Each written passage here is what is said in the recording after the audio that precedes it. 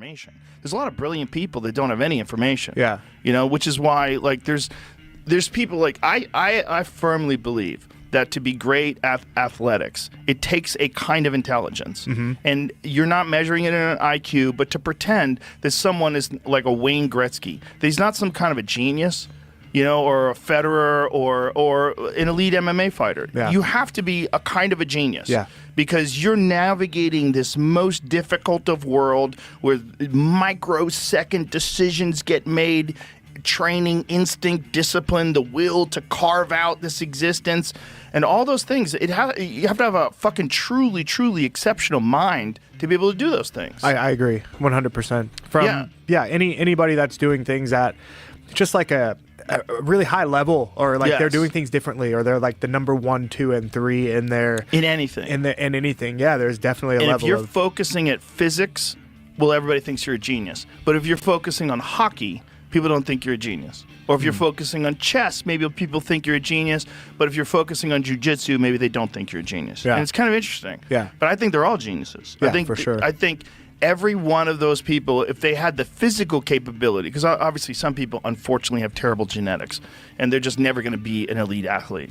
But if you have the physical ability, that's only like a little tiny piece of it. Yeah. The real piece is the mental part of navigating not just the training, but the improving and then the ability to execute under pressure. Under pressure, you gotta have the mental side to even drive the physical side, right? You can be a physical specimen.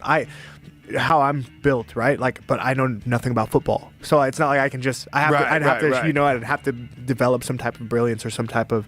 You'd have to train. I'd have to train. I'd have to think. I'd have to do all these things. Like you look like you could play football. That's what I'm saying. Yeah. I look like I can play football, but my mind's not wired that way, right? So I'd have to do a lot to make that happen. And then, obviously, there's a lot of football players that look like a beast, but if you get them in a cage, they have no idea what to do. Nothing, dude. They wouldn't be able to throw a punch. We've seen it. It's so crazy. We've seen it. We've seen guys that, like, you know, they're badasses, but there's a difference between being a badass versus a trained fighter. Yeah. It's just a whole different world. Yeah. And it requires not just physical work. It requires a kind of brilliance. The whole thing was crazy. But it's just, there's, you know, we should be inspired. There's a lot of interesting people out there in this world. And a lot of people that have some really great ways of looking at things and inspiring stories. You know, when you think about like what they've done and how they've done it, it really fuels us all. I mean, they're one of the reasons why we like sports when we're not even participating in it. It's because it's so inspirational. Yeah. You know, if you watch a great fight and someone wins, you're like, oh my God, that was incredible. You leave, you're like energized. Yeah. Or magic shows, comedy shows. I mean, honestly, anything. Dude, honestly. Pretty much anything. Yeah. Anything that, requires that stuff. Yeah, you get energy from it. You really do. There's a type of energy that we humans get from each other. And I think that kind of energy that we get from each other doing things, that also, it's beneficial to us, like evolutionarily, because I think it promotes more work. It promotes things getting done. It actually fuels things getting done. It's been kind of cool to finally get to that spot where like I feel good, you know, like I feel good. I'm confident in what I can do now. I know exactly where I'm going. I'm not like 1 foot in, 1 foot out, and you know, I got one thing that I'm focused on, and that's being the champion. Well, the work showed in the Anthony Smith fight. It really did. I mean, this trajectory that you're on showed that you're on a new level. Yeah, dude. New level. You look focused. New level for sure. And you know, one thing that it's kind of crazy that helped me for the preparation of that fight, because he took it last minute, 10 days notice. I was scheduled to fight another guy. He got pneumonia like kind of the week before or something like that. But I did a lot of shooting for that camp. I went shooting, and that changed my perspective because I'm not a guns guy. And it's like shooting at a range? Yeah. And it just changed a lot. In what way? You know, we were talking about earlier how like brilliance and like physical ability and like mental. I was never a gun guy. Like my dad was murdered, so like from a young age I just kind of had this like weird relationship with guns. And yeah, I've had guns, whatever, pull on me, blah blah blah. But when I made that decision to go and like actually learn from a guy who was a Navy SEAL, had a lot of expertise, had a really good way of, like, we spent hours of him just like explaining to me certain things, you know, gun safety, blah, blah, blah, different situations, his mentality, clearing buildings, blah, blah, blah. So I'm taking all this in, all this information, and processing it all. And then I finally start to shoot. And the power that I felt from the gun, you know, just like the accuracy that I felt from shooting an AR-15, the understanding of like different caliber of bullets, made me start to then formulate how I'm going to strike. Like, you know, like, man, I'm giving away secrets. Fuck it. So, even on the like the Anthony Smith fight, like my left hand, I'm like, okay, my left hand is 5.56. That's the ammunition for fucking, you know, AR. For AR. So like that's how I was kind of processing everything. So every time I threw my left hand, I'm thinking of the sound and the feeling of the AR. Really? So I was like, bang, bang, you know, wow. Like, yeah. So I'm like, okay, like, feeling the target, whatever, just kind of like, okay, what do I feel like fucking loading? Okay, load it. Bang! You know, like I'm just thinking about every time I shot the gun, every time I shot the pistol. It's like, I was like... Really? Yeah, wow. dude. So like, it really, like, I was able to kind of pull from that experience and then bring it into my fight. But then also, not only that, I was also thinking about like the things that this guy was telling me when it came to like when they're in combat, when they're clearing buildings. And so like just emotionally, it's so crazy, dude. Before that fight, my strength and conditioning coach, Lorenzo, he's a big shooter guy, ex-military, you know, but big on shooting, big on self-defense. And the day of the fight, you know, like I'm obviously just in the zone and I'm sitting in the living room because I stay with him during camps. We just do it that way. So I'm like sitting in the living room, kind of just shaking back and forth because I have so much energy. And he knows that I've been putting in my experiences from shooting into my training. And it's crazy. I was sitting there, dude, and I had my hood on too, inside, and I'm just like rocking back and forth. And he comes and he just fucking sets an AR-15 right there on my lap. Oh, wow. And walks away. Oh, and wow. I'm just like, just rocking back and forth. And I'm like, yeah. You know, and then we drive to the Apex from the house, and then wow, like, so the whole time, and in my head, even as we're walking out, he's like 5.56, and I'm like, yeah, 5.56. And then in the first round, he's like 5.56, and I kept saying that in my head, 5.56, bang, 5.56. Wow. Just fucking, dude, it was crazy. That's an interesting visualization tool, because you think about it, like that's really how you want your strikes to land. You want them to be almost instantaneous from the time you pull the trigger. From the time you pull the trigger. Yeah. Yep. And you like. What's your right hand?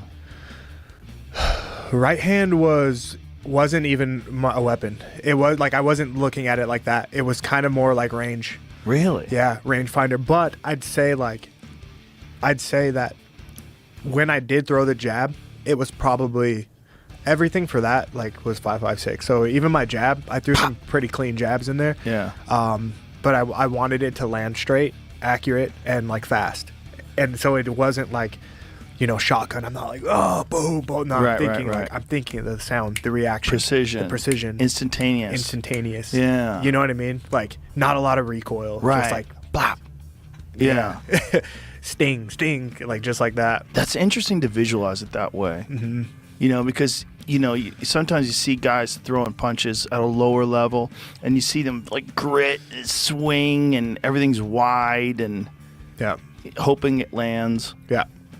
No, I was very intentional with every movement, every strike in that fight. So far, that's my favorite one. Before that, it was Eric Anders because it was like, oh, got to do some Muay Thai. But this one, I still got to throw some, you know, Thai style type of stuff as soon as like my posture kind of relaxed. I remember one of the commentators like, oh, here comes the Thai, you know. And I was like, okay. So that was cool. But I think the weapon kind of mentality for me was nice. That's interesting. Yeah. That's a great way to think about it, really. You know? Yeah. It's a great way to visualize like the instantaneous response. Bam! Yeah. Yeah. But that's me, dude. Every time, every fight, something different. Like, that's the art side of me for martial arts. Right. You know, that's how I'm able to stay in this. That's how I'm able to grow. It's more than fighting. It's more than ego. It's more than my dick's bigger than yours. You know, like, I don't, like, that to me, that shit, fuck it. Like, that's why it's kind of hard for me too to like position myself in the right way and like build the fan base and like have the income and stuff like that. I think like that I could potentially have. Right. I'm more of an artist because I'm using, you know, I need it. Like, Right. I'm naturally an artist, so I need to find ways to like, how do I express this? So every fight's different because I'm just trying to find a different way to express myself and like what I'm going through and how I'm feeling. You know what I mean? That And, comes like, out in fights. Art, it is the right term when people call it martial arts, and you know, and people have had arguments like that's not an art. It's an art to people who understand it, because when you watch a person land a beautiful combination, that's artwork. Yeah. That's like, ooh, it's pretty. like, oh yeah, Oh, it's pretty. Yeah. You know, you watch someone land something good, it's like, that's pretty. yeah. You know? And I don't see a lot of it as much anymore. I think that's why I've been watching fights for different reasons nowadays. You know, like I'm watching light heavyweights fight, I'm watching heavyweights fight, and I'm just trying to see like, okay, what's kind of the common theme, what's everybody kind of working on. But that's why I used to like to watch, you know, Anderson and Lyoto and all these guys, because it was just a different time. They were bringing this kind of like fresh new look and Yes. you know, this different thing versus. Well, Anderson in particular, he was an artist. Oh yeah, Like when for he landed sure. that front kick to Vitor's face, Yeah. like that was a piece of Beautiful. art. Piece of art. Beautiful. And it's just the timing involved in that, and then Yeah. just the expression, bah, just Yeah. landing it, setting it up. Okay, when I started MMA, I had a dream. I had a dream of meeting Anderson Silva, and that dream came true. Like, I just had a feeling, I had a dream. I'm like, man, I want to meet this guy. I want to fight this guy, something. I just want to be involved with this guy. Met him, lived with him, was in his wedding, you know, like all that stuff. And like, okay, cool. And since then, I haven't had a real, like a dream, like a vivid dream, until I started seeing Pereira come into the light heavyweight division and, you know, all of these things. And like, now, yeah, I have a dream. And like, my dream is to put on like a very, very memorable fight against this guy. Like something that like, no matter what, the fans are going to fucking love it. It's going to be memorable. It's going to hopefully go down in the Hall of Fame one day, you know, like something like that, you know, like it's, Yeah. So yeah, it's the guy that I think about at the moment, and, you know, and my motivation to train and to get better and to be a better person, to be a better man. It's like, I'm fucking grateful for the guy in a way, you know what I mean? Like, it's not a disrespect thing. It's more of like, Yeah. fuck yeah, thank you for giving me something to like wake up for every morning. You Right, know? for being so dominant. Yeah, for that is being the so thing dominant. about when you have an incredible champion, it really does make everyone inspired. It makes people rise. Yeah. I remember when I listened to your episode with Ngannou, when you were talking about Cedric Doumbé. Yes. I mean, I trained with him a little bit when I was living in Europe. And I walked into this gym. Joe, I'm not even lying, dude. I probably trained there twice, and I was like, I can't. I'm not fucking built for this. Really? At that time. Like, at that time. I was still young. Like, Wow. this was, I think it was, could have been, it was around the Gokhan Saki fight, maybe before or after. But I walked into this gym in Belgium, and it was just full of dogs. And Cedric was there, and he was training. And the way that these guys were just drilling, I was fucked up. My legs, my arms, because they're blocking and their offense defense drills are full speed. You know what I mean? Big gloves, shin guards, but they're like wah wah wah wah bang, and then back and forth and back and forth and Full back speed. and forth, full speed, back and forth, and it's just Damn. nonstop. I think the class was like an hour and a half, or their training session was like an hour and a half, something like that. And I remember leaving and walking home in the cold, and I was just like, I'm supposed to fucking, you know. And they knew like, oh, this guy's a UFC fighter, blah blah blah. So like, I was like, fuck, I have to show up tomorrow. I fucking told them that I came here to train. I came all the way to Belgium to train. Show up the next day or whatever, a couple days later, do it again, and I'm like, dude, I don't think I can come back. Like, fuck this. Like, Wow. So the way that these guys are training, that are like aspiring glory fighters and, you know, current glory fighters, it's a different level, man. Wow. It's a different level of ability, of like what they can take. You know what I mean? Like just like pain tolerance and just like their routine and just what they're conditioned for now. What's the difference between the way they train and the way the Thais train? Okay, so I'd say like Thais don't necessarily spar hard at all. I don't know of a place that I haven't seen Thais like full on spar. It's very like lighthearted and more like playful and skill and things like that.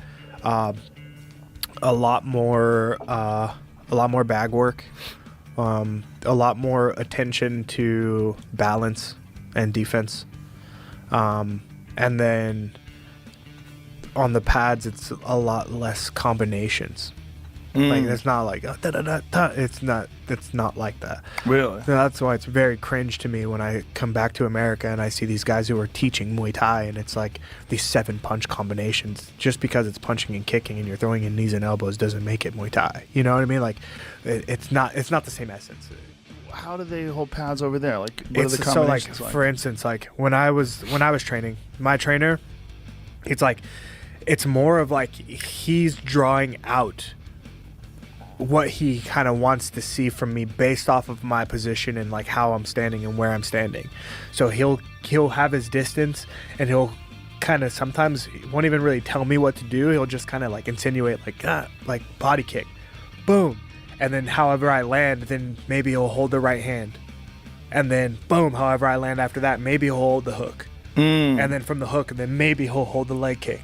But it kind of depends on like where am I at. Right. You know, like what's my position? He's not like, okay, jab, cross, hook, low kick, help. It's more based off of your fighter. How does your fighter flow? Right. You know what I mean? So like in that distance, if he's like telling, if he just like, because my trainers didn't speak English at all. I had to kind of like learn to adapt. So he would just be like, kind of like doing this, like, okay, slow down, relax, calm. So I'm like, okay, relax. And then he'll quickly like that. And then I have to kick, boom. And he'll be like 2 and I'm like boom, boom. And then he'll like, okay, relax. Punch, boom, elbow, boom. Like it's just kind of calling out these reactions, not giving me this like 8-punch combo, 4-punch combo. Okay, in with a no. It's just a lot more instinct. It's a lot more like stay calm, stay relaxed. And when you attack, I don't want to see that you're about to attack me. I need it to come quick and like, and I need you to go right back to a relaxed. Yeah, I need to go right back to a relaxed position, you know? And so do you feel like this kind of pad holding is more applicable for an actual fight, like developing skills? I think so. I mean, like, especially if you want to kick or punch or do anything at like a full power. Right. Because I do notice that like from the Thai pad work, that's where you practice your power. That's where it, like the on the bag and on the pads, it's more power. Right. It's less like boxing is more like focus mitts. Mm-hmm. You don't really do power with boxing on mitts, but with Muay Thai, it's like this is my chance to be like how effective is my left kick at 100%, you know? Right. And I'm like trusting this guy to be able to catch it for me. So I prefer it. I prefer the true essence and the true martial art of Muay Thai because it's when you kind of understand it and when you've kind of learned it from, you know, like just different traditions and like different lineages, it's like you can pick up on things that you're like, okay, yeah, this is I can fucking ruin someone. You know what I mean? Like the biggest thing that kind of helped me was, for one, like a lot of people when they kick, they lean back to kind of counterbalance that weight. Mm-hmm. And my trainer always told me, like he always had me like drive my pressure forward. Just more like forward projection. Mm-hmm. So like all of my weight and plus the kick moving forward versus standing stationary, lifting my and going backward. Right. You know, like there's like a no tilting. The turning of the hips, like kicking with the shin and not the foot. Like, so there's a lot of little details that go into like making these things happen, you know? And also the speed of the kick, like a big problem that I see in MMA for sure is that like, man, I can see kicks coming from a mile away. Right. Because there's just so much. Just to get your leg up, you should just be able to fucking whip it and it still be as powerful and as effective. Yeah, you were saying something about the smoothness of they taught you how to relax more when you were throwing kicks. You have to relax. Like the kicks, the leg is the heaviest limb on the body, you know, and just like if you want to knock someone out, you don't want to Right. tense up first. You got to be relaxed. It's got to be swift. So it's kind of like, in order to lift your leg to throw it at a full speed for it to be accurate, you got to be relaxed. You have to. And how much of that is like when you're training? How much of your training when you're working on technique is kicking the bag? How much of it is kicking pads? How much of it is kicking the air? Okay, so I kick the bag a lot. I just have a bag in my house, and everything's usually like slow, just getting my body to move and comfortable with lifting my leg, and it just be effortless. Just the technique. Yeah, just the technique and like the flow and like the feeling. Then when you do it at home, like how much warm up do you do before you do anything like that? It kind of is my warm up. So you just do it lightly? I do it lightly until my intensity picks up and until I'm like, okay, I'm fucking tired. Right. You know, so I'll start off really slow. I posted like a video the other day. It's like of my routine. Like I put on this music, like Thai country. Oh, let me see it. Yeah, it's actually, if you pull that up, you'll see like that's kind of my daily, my daily routine. So I'd say a lot of my training, it's like probably 60% is just like shadow boxing, light bag work, working on balance. Yeah. So just nice. So see, like, what are you listening to? Oh, put it on. That's like the classic. Thai music. Yeah. So trying not, like, even here, I'm trying not to lean my head back and try to keep more of like a station, like a straight up and down posture while throwing the kick. It's very hard, but it's like as you practice it, it only makes the kicks a little bit more effective. So this is at your house? Yeah, this is just However, like in my heavy garage. is your bag? 130. And so you're just setting stuff up. Yeah, just setting you're stuff just touching up. it. Yeah, just touch, because like I need to know that I can touch it before I want to blast it. And so that's how you warm up. You warm up just gently. I just do that until I end up like really going sweaty, fucking hard on the bag. Right, you know, right, until right. I feel like, okay, I've done this motion enough to where now I can release at 120%. I can just fucking. Do you do a lot of stretching?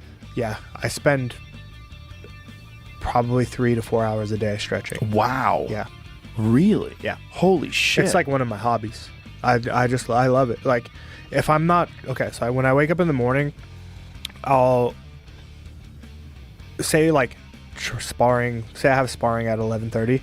I get to the gym by 9, and I'm stretching for 2 hours. Wow. I use Olympic rings. I love stretching on Olympic rings. I'll put them so I hang them at like a nice height, and I'll put my arms through, and they're just like kind of here. Mm-hmm. And then I'm like flexing down, and it kind of helps elongate my spine. Oh, I'm practicing decompressing. Decompressing. Oh. I'll put it like on the like under my elbow here, and I'll kind of like do like the iron cross, and just kind of. I do a lot of just different like unique type of stretches, and I do them every single day, and I just want to make sure that like my body feels as free as possible. I hate tightness. 3 to 4 hours. 3 to 4 hours a day, man. That's nuts. Like sometimes it's 2 hours, and then I'll go train, and then later like an hour before I go to bed. You know, but yeah, a lot of my time, my fucking wife says like, "Oh, where's that in the garage, fucking stretching?" You know what I mean? Like, well, it kind of makes sense though when you think about how free you are when you're fighting. Like everything is so fast. Gotta and be relaxed. fluid. Yeah, gotta be relaxed, and you have to be loose to do that. Yeah, sick. And how much time do you spend boxing? I don't box a lot. Yeah, I'd say like my pad work, like my MMA pad work is a lot of hands. Not necessarily like boxing, just kind of like MMA boxing. Mm-hmm. But I mean, I would love to do more boxing. I just noticed that when I focus on boxing, like I have in the past, I just get a little bit more flat-footed. you know, and Right. because of my nature and my spirit, I'm just willing to stand and bang like and just Right.